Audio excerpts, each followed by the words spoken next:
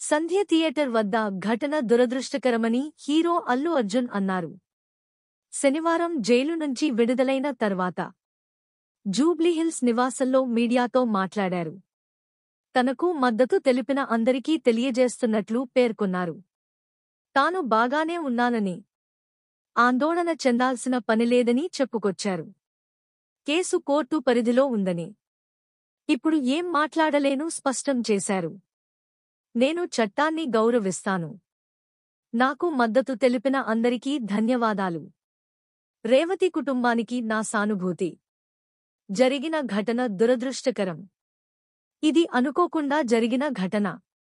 అభిమానాలు ఆందోళన చెందాల్సిన పనిలేదు అని అల్లు అర్జున్ చెప్పారు. అల్లు అర్జున్ భావోద్వేగం. జైలు నుంచి విడుదలైన తర్వాత అల్లు అర్జున్ గీతా ఆర్ట్స్ కార్యాలయానికి చేరుకున్నారు. అక్కడ్నుంచి జూబ్లీహిల్స్లోని తన నివాసానికి వెళ్లారు. ఇంటికి వెళ్లిన అల్లు అర్జున్ను చూసి భార్య స్నేహారెడ్డి భావోద్వేగానికి గురయ్యారు. భార్య, బిడ్డలను హత్తుకుని అల్లు అర్జున్ కూడా భావోద్వేగానికి గురయ్యారు. ఉదయమే విడుదల.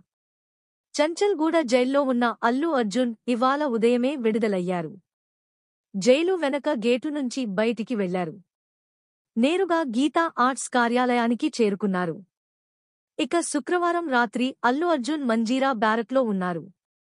బెయిల్ పత్రాలు సకాలంలో అందకపోవటంతో రాత్రంతా అల్లు అర్జున్ జైలులో ఉండాల్సి వచ్చింది.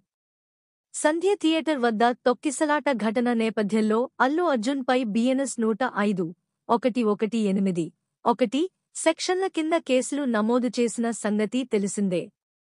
ఈ కేసులో శుక్రవారం అల్లు అర్జున్ను పోలీసులు అరెస్టు చేశారు.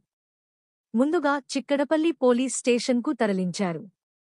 ఆ తర్వాత గాంధీ ఆసుపత్రికి తీసుకెళ్లారు.